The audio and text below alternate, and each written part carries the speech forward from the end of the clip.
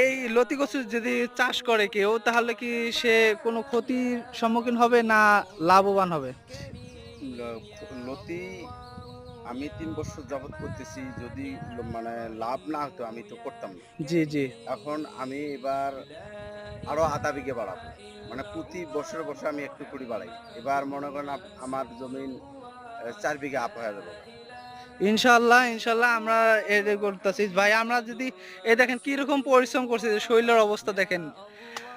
আমরা এরকম পরিশ্রম করতেছি দেখেই তো আমাদের আল্লাহ তাআলা ভালো ফলাফল দিচ্ছে। আর যদি আপনারা যদি চাষবাস না করেন, পরিশ্রম না করতে পারেন তাহলে তো আপনার আশানুরূপ হবে না। আপনি নিয়ে যে ফালায় রাখলেন তাহলে তো আর ফলন আসলো না। অবশ্যই আপনার পরিশ্রম করতে হবে। যদি পরিশ্রম করতে পারেন অবশ্যই আপনি ইয়ে করতে পারবেন। আর হচ্ছে সব কথার মূল কথাই হচ্ছে আপনার প্রথম অবস্থায় যারা চাষবাস করবেন অবশ্যই সঠিক মানুষের কাছ থেকে সঠিক পরামর্শটা